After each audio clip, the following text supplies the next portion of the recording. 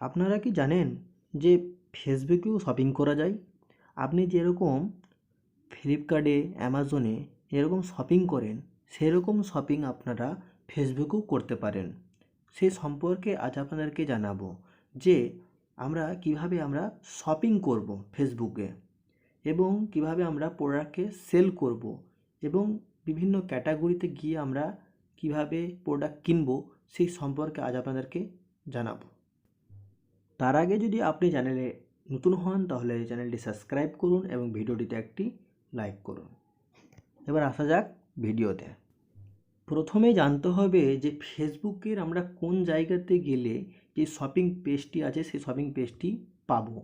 প্রথমে আমরা চলে যাব এই হোম বাটনটিতে ক্লিক করব। হোম বাটনটি ক্লিক করলেই আমরা ফেসবুকের যে শপিং পেজটা পেয়ে যাব।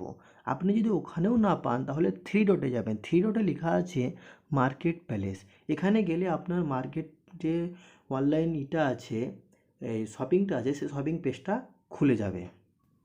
তারপর আপনাকে আপনার লোকেশান ঠিক করতে হবে যে আপনি যে লোকেশানে আছেন সেই লোকেশানে কে কোন প্রোডাক্ট সেল করছে সেটা আপনি জানতে পারবেন। তো আপনার লোকেশানে যেতে হবে। লোকেশানে গেলে কী করতে হবে, লোকেশান বাটনটি অন করতে হবে।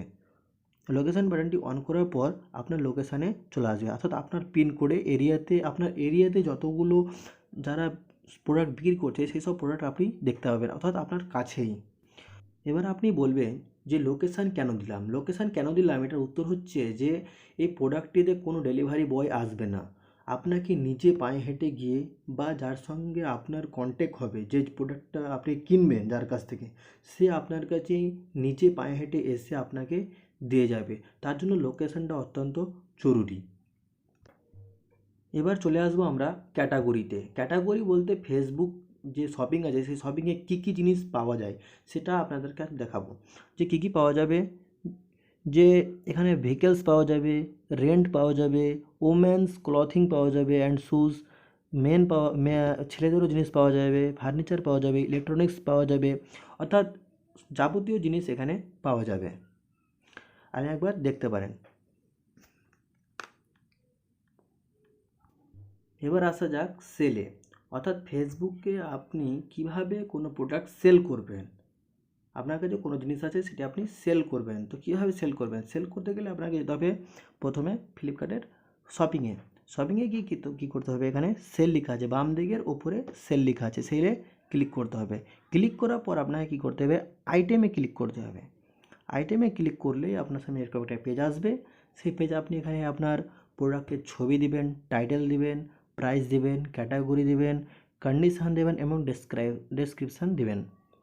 দেওয়ার পর এটিকে আপনি এই ছোট্ট একটা পাবলিশ লেখা আছে সেই পাবলিশ বাটনটিতে ক্লিক করবেন। তো আপনার জিনিসটি বা প্রোডাক্টটি সেটি পাবলিশ হয়ে যাবে, অর্থাৎ সবার কাছে চলে যাবে, ফেসবুক শপিংয়ে চলে যাবে।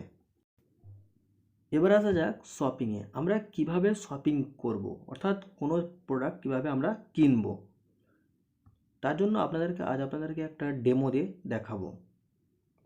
তো আমরা একটা নির্দিষ্ট একটা আইটেমে আছি। সেই আইটেমটি হচ্ছে এখানে ইলেকট্রনিক্স আইটেমে আছি।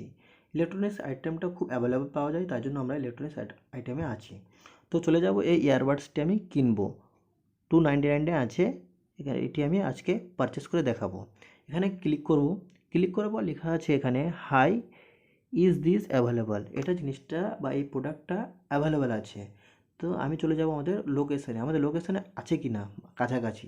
যদি থাকে তাহলে মেসেজ করব এই প্রোডাক্টটি আছে, লোকেশানে আছে। তো কী করব, আমরা এখানে আমাদের স্যান্ডে ক্লিক করব। যে মেসেঞ্জারটি লেখা আছে মেসেঞ্জার, সেখানে আমরা ক্লিক করব। সে মেসেঞ্জারে ক্লিক করার পর সেটা ওর কাছে মেসেজটি চলে গেল। এবার আপনি কীভাবে জানবেন যে ওর কাছে মেসেজ গেছে? তার জন্য কী করতে হবে, আপনাকে আপনার মেসেঞ্জারে যেতে হবে। এবার আপনি আপনার মেসেঞ্জারে যাবেন। মেসেঞ্জারে দেখবেন ও আপনার সঙ্গে কথা বলছে বা চ্যাট করছে। দেখেন আমি তার মেসেজটা করলাম, জাস্ট ওটা ক্লিক করেছি, ও আমাকে মেসেজ করছে যে এই জিনিসটা নেবেন কি?